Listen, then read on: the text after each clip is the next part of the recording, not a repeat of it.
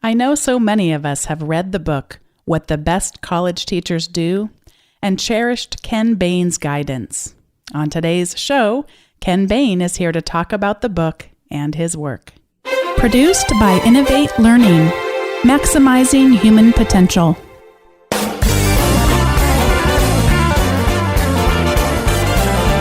Welcome to this episode of Teaching in Higher Ed. This is the space where we explore the art and science of being more effective at facilitating learning. We also share ways to increase our personal productivity approaches so we can have more peace in our lives and be even more present for our students.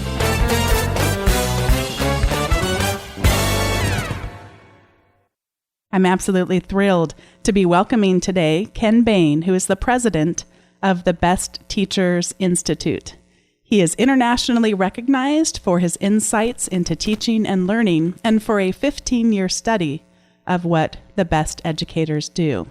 His now classic book, What the Best College Teachers Do, won the 2004 Virginia and Warren Stone Prize for an outstanding book on education and society, and it's been one of the top-selling books on higher education. It's been translated into 12 languages and was the subject of an award-winning television documentary series in 2007.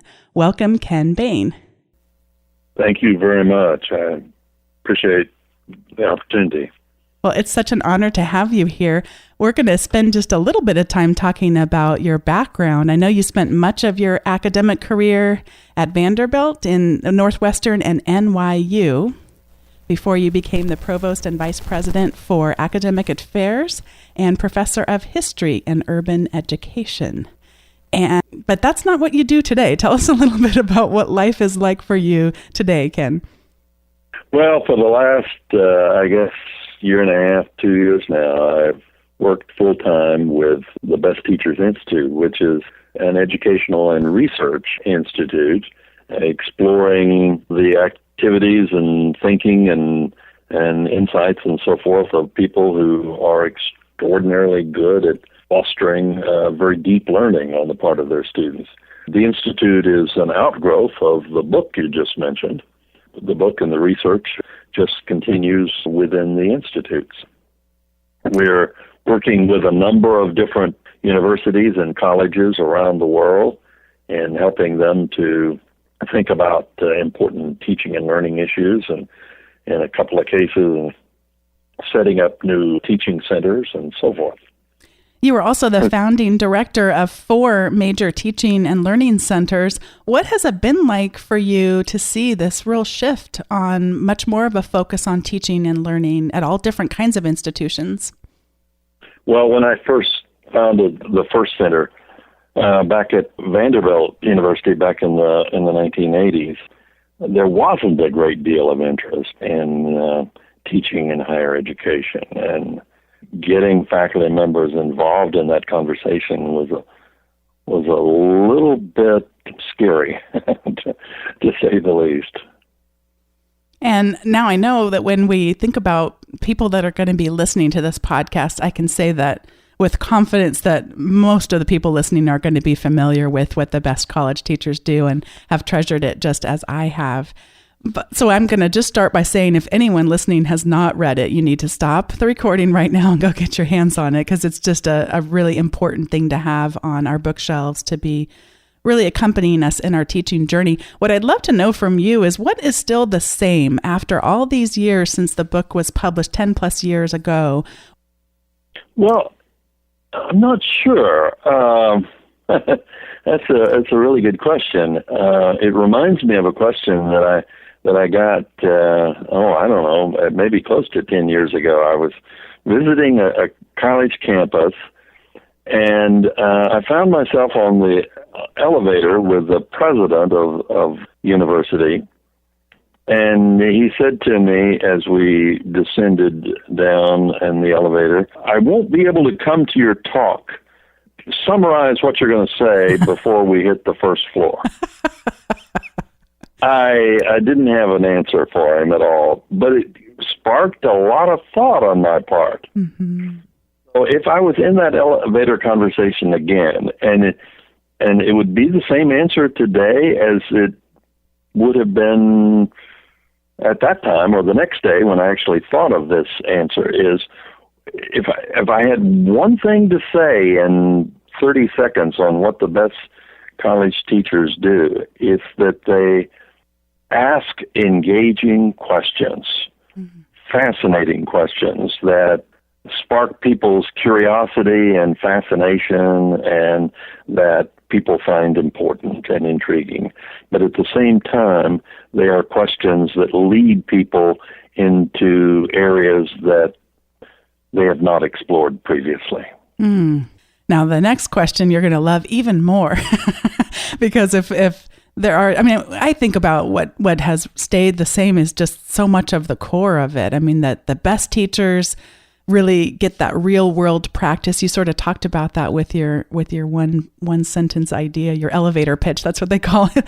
What is helping students to engage in real world practice and getting that perspective that what they're learning actually matters and matters in the world, matters as citizens, matters in potentially their pursuits. What has changed in the 10 plus years? In the 10 years, I've been able to really expand upon this idea of a natural critical learning environment.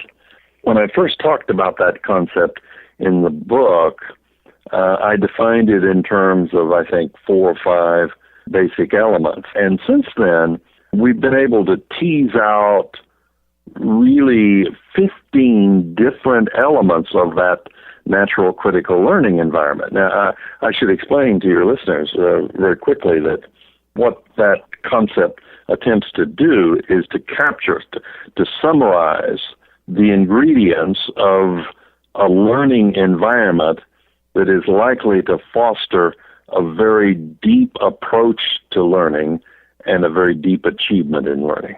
I think over the years we've understood that concept much more fully than I did when I first wrote the book. What are some of the changes that you've seen from going from the 4 to 5 to the 15? Where were some of the more nuanced areas you were able to add more breadth to? I mean, that environment begins with the notion that people are most likely to take a deep approach to their learning and thereby achieve a deep result when they are trying to answer questions or solve problems that they, the learner, find intriguing, important, or beautiful. Now, that idea, I think, was always there in our thinking, but perhaps what was not there was the recognition that that's, I think, the difficulty that arises in a formal educational environment is that the learner is often not in charge of the questions. Now, that's both good and bad. It's good in the sense that more advanced learners, the teacher, is able to raise questions that the learner, the student, will never invent on their own, and will bring students to new areas and new considerations. But it still creates a gap between those conditions which the research and our own experience tell us are most likely to foster that deep approach to learning, and the conditions that are most likely to spark that very deep approach to learning on the part of students. I think an important second ingredient that was a part of the thinking from the beginning, but I guess I didn't really fully realize how important it is in the whole process until years later. And that is that you need to give learners, as I put it now, the same kind of learning condition and environment that we expect as advanced learners. And what I mean by that is that if I, as a professor, am working on a project, or any teacher is working on a project, they're trying to learn something. Let's say they're trying to write a paper or do some research. That's faculty learning. Well, if I'm working on that, and I take it down the hall to a colleague and say, will you give me some feedback on my efforts? I'd be terribly insulted if they just looked me in the face and said, you're making us C thus far. I would expect some substantive feedback so that I could take it back to my office or my laboratory or wherever, to the library, and rethink it, rework it, and perhaps produce something quite different from what I originally started with. In short, I would expect an environment in which I could try, fail, receive feedback, try again, fail, receive feedback, and be able to do all of that in advance of and separate from anybody's judgment or anybody's grading of my work. We don't provide that kind of environment for students. Instead, we usually, the traditional formal educational environment is one in which we instruct, then test, record the results, instruct, then test, then record the results, add up all the results, divide by some magic number or feed it into some formula, and pronounce a grade. That's not an environment that is highly conducive to fostering very deep approaches to learning, and it certainly is not the kind of environment that we expect as advanced learners in our own fields. That's really powerful. I'm thinking about my introduction to business students right now. They have to write a business plan for their assignment. And this time around, I'm having them listen to a podcast that's called Startup. And this guy essentially is just recording the story of starting his business. And so they're essentially, it helps them fill in some of the gaps because they can figure out how much capital he needs to start his business, because he records that going out and talking to venture capitalists, et cetera. And they know that who's on his management team. So part of it is an issue of recording what they hear. But part of it is they're also going to have to fill in some holes and decide if they were the consultant being hired, would they build an app or would they stay away from that because it's going to be too expensive and there's so many apps like that. So they have to take some critical thinking too. So yesterday I had them in class listening to the guy's podcast and building what's called a pitch deck. It's the story. It's the what's the problem, what's the solution, and how are we going to make money at it? And it was so wonderful because it was the first time, this is, I think, the 5th week in the semester, something like that, where every student in that class was completely engaged, but in very different ways. There's one guy that sits in the back and his arms crossed. I keep trying to reach him in different ways. He actually walked up to the front of the room while the podcast is playing and started asking me questions. I thought, yes, I got him. He's finally there. But they all walked out of the room that day confused and frustrated because they didn't have the answers. And I said, have you been listening to this guy? He doesn't have the answers either. Remember when he talked to his wife, and his wife was even telling him, you're wearing those white tennis shoes to go to your pitch for the investor? And so I said, we don't have the answers yet. But as you said, having an environment where they can explore areas that don't have right or wrong answers. And the pitch deck, by the way, I was having them build, doesn't have a grade associated with it. I didn't bring that up in the class, but it's kind of like, this is just on the way toward eventually building their business plan. But this was a opportunity for them to play. But I loved too, some of our past guests have really encouraged me to say, boy, if your students are confused and a little frustrated, that's actually not such a bad sign.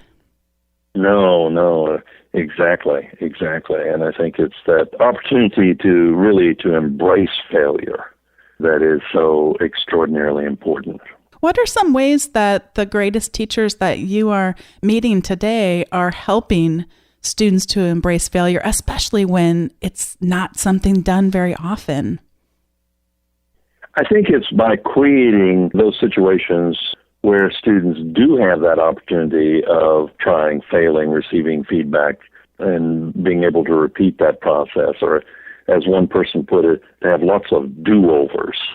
Now, that logistically is challenging often, but with a large class that can be conquered. Seen this happen in increasing numbers in recent years by getting students involved and giving each other feedback. are creating kinds of environments where the students are collectively struggling with ways of thinking through a problem and then getting feedback on that process. Using such old-fashioned techniques as a master class approach where you teach one student in front of many students, that is, giving one student lots of feedback in front of many other students, and everybody learn in that process. It's important to create that situation where people feel comfortable with failure. Part of it is perhaps the tone that you set in the classroom. If you set a tone that in essence says, there are right answers, and we hand out those right answers to you, you better get these down in your notebook, then that's one thing. But if, on the other hand, you set an environment where the class is organized around some big questions, and everybody is exploring those questions, and you're exploring them collaboratively, and you're sharing ideas with each other, and you're getting feedback from each other and from the advanced learner in the room, the professor, then that creates a different kind of environment to recognize that there is always a struggle. Years ago, and I quoted this in the book, Craig Nelson had this wonderful line. Craig was a terrific biology professor at Indiana. Did a lot of work on improvement of teaching. But he said, we often teach as if we are God. Now, that line always struck me as enormously powerful because we think about it, that's often what happens. So if we teach as if we're God, we're handing down truths to students to be memorized. But if, on the other hand, we step back from that and recognize the contingency of our own knowledge and to raise big, important questions, maybe questions that are even bigger than the class itself, and to invite students into an investigation of those questions, we create a completely different kind of learning environment. That does require something on our parts to be vulnerable. If we're not going to play God, how can we then embrace the vulnerability that's required to do that well? I think we can, and I think we must embrace that kind of vulnerability and not really be afraid to recognize, as Craig puts it, the contingency of our own knowledge, and to invite students into a conversation where we are exploring ideas and exploring important concepts rather than just simply handing down answers. I think some of the best classes that I've encountered since the book came out have been those classes that have formulated some big question. It's a question that will be intriguing and fascinating to the students. Sometimes it's a question that has a kind of game-like proposition to it, that it feels like we're playing a game. But in other times, it's just really a profoundly interesting, provocative question. And the students become engaged in that question, and in the process of doing so, they learn. They learn whatever it is they're supposed to be learning, whether it's history, chemistry, business, you name it. So it's a kind of question that has to be carefully formulated and carefully chosen to speak to the particular students at hand. And I think some of the failures come in that vulnerability by sometimes choosing questions that might be very interesting to the professor, mm-hmm. are not particularly fascinating to the students. I think we have to recognize that as advanced learners in our respective fields, we are interested in certain questions because we were once interested in another question. And we were interested in that question because we were once interested in another question, and so on and so forth, back up the line. And so while we are deep underground digging at what we know to be extraordinarily valuable intellectual or professional ore, our students may be standing on the surface wondering why anybody in their right mind would be so far underground. And I think part of the trick that I've seen among, and I demeans it in some way to call it a trick because it's much more sophisticated than that. Part of the process that I've seen among highly successful teachers is just that ability to retrace their own intellectual journey, to go up to the top, find those big questions that are going to capture the student's fascination and interest, and begin there. One of the things that I have found most challenging for new professors is calibrating their expectations. I talk to a lot of new colleagues about that, just this wrestling. It often happens the first year or two to kind of settle down, especially for those who still want to maintain very high expectations. But how do we do that? What do the best teachers expect of their students? Well, they do set high standards, but they also give them that opportunity to try, fail, receive feedback, try again, fail again, receive feedback, and so forth. So they don't just set the bar high and say, jump over it, and if you succeed, you get an A, and if you fail, then you fail. But instead, there's that constant working with students of helping them to learn by doing, and trying and failing and receiving feedback and grappling with questions, and that a recognition that they're not going to meet the standards all at once. So you can have very high standards, but the process you set up of helping students to achieve those standards has to be, I think, enormously flexible. In all honesty, I've had people who reacted to this notion by saying, "Oh no, I don't want to lower standards by giving students too many opportunities to do over. That's lowering standards." Now, why is it? We're interested in what they're able to do by the end of their time with us, what they go forth with. So why is it lowering standards to give them that opportunity to try, fail, receive feedback, and so forth?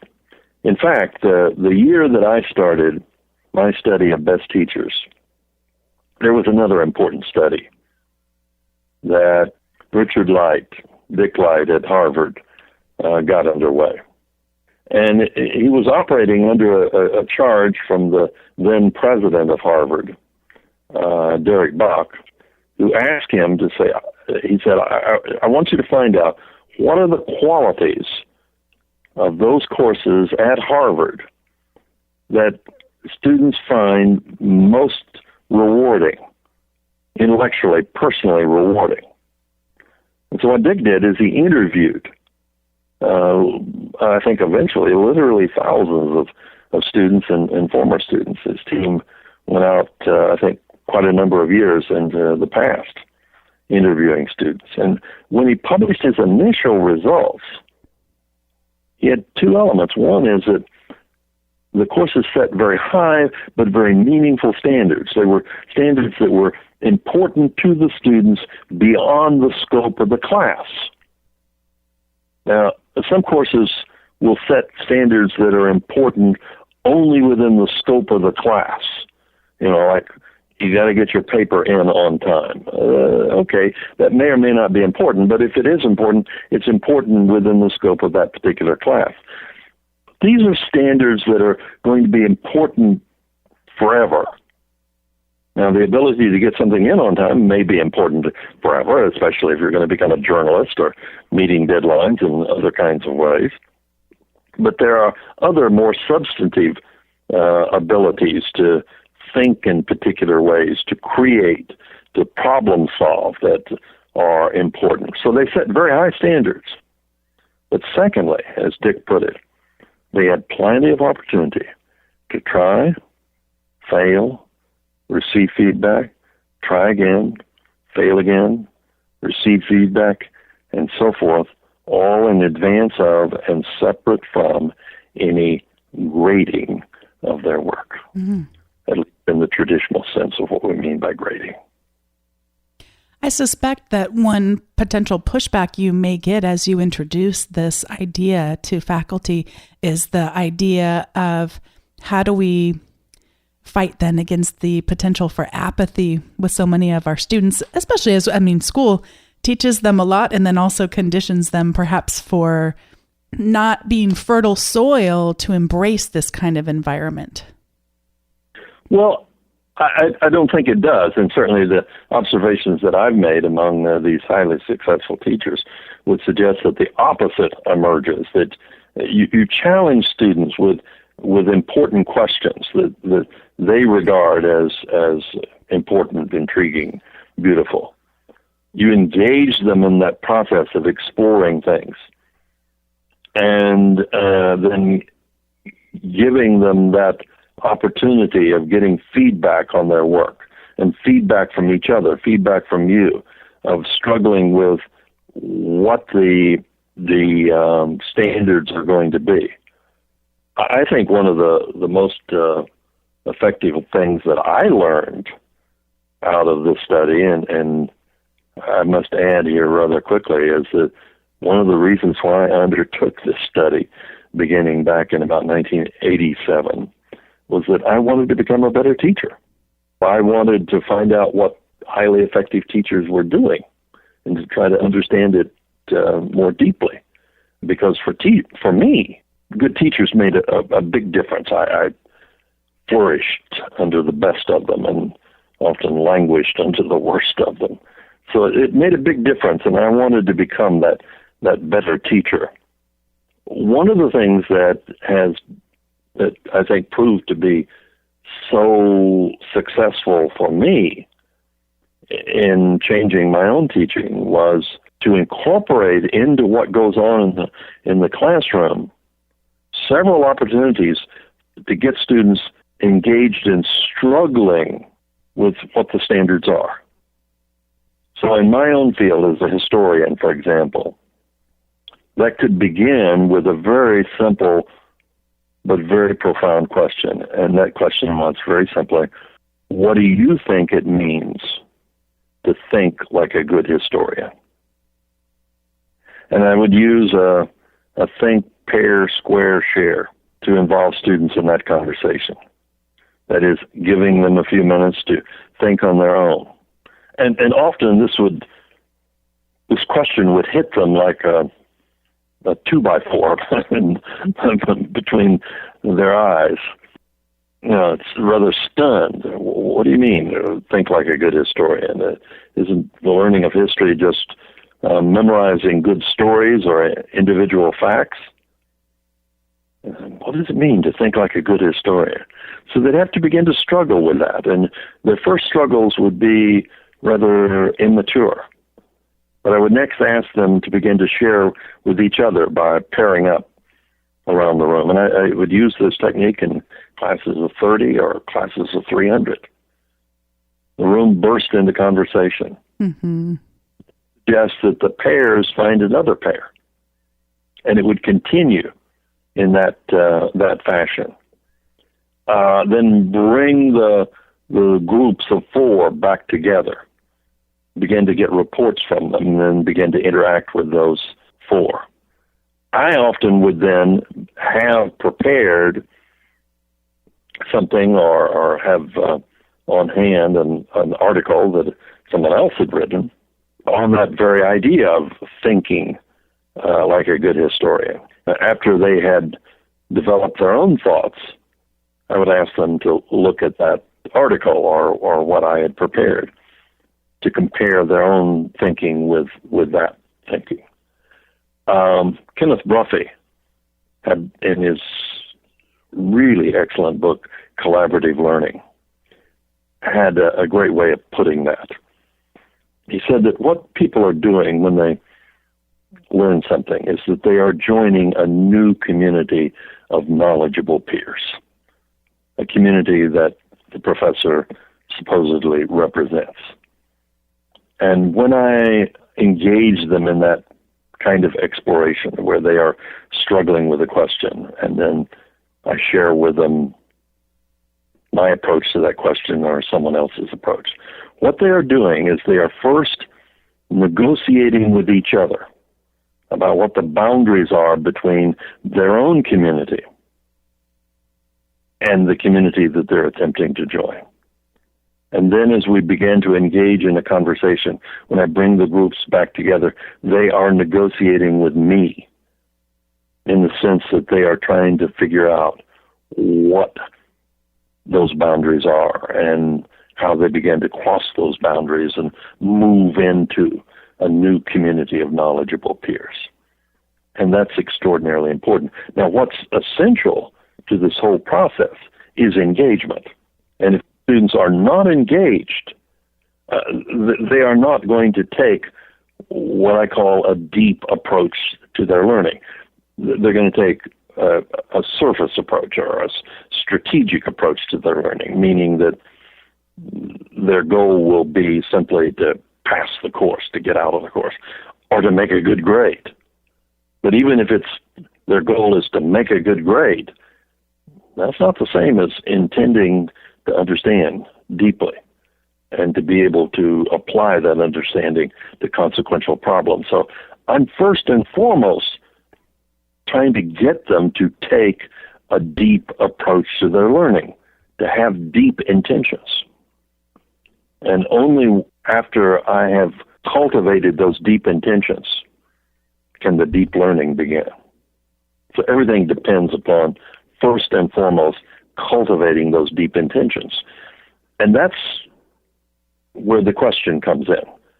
If I can raise a question that will be fascinating to the students, important to the students, intriguing to the students, beautiful to the students, then I've engaged them in a deep learning process. And they are likely to take it seriously enough to begin to struggle with the issues and to struggle with what it means to think well in reference to those issues.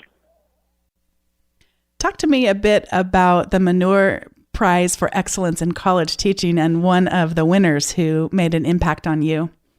Well, the first winner of that award, that's only been given once thus far, is Harvard professor Eric Mazur, M-A-Z-U-R, physicist at Harvard.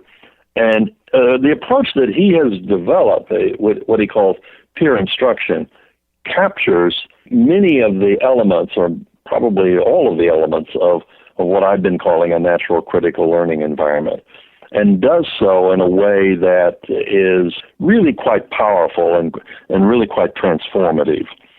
It is centered around questions and coming up with questions that are going to be intriguing to the students, but are conceptually rich questions, but giving them that opportunity of trying, failing, receiving feedback. But in this case, he does it, feedback comes from him and also comes from other students. I would urge your listeners simply to look at Eric Mazur's work and maybe Google Mazur and peer instruction and see what it's all about, because it's just really quite fascinating and quite transformative.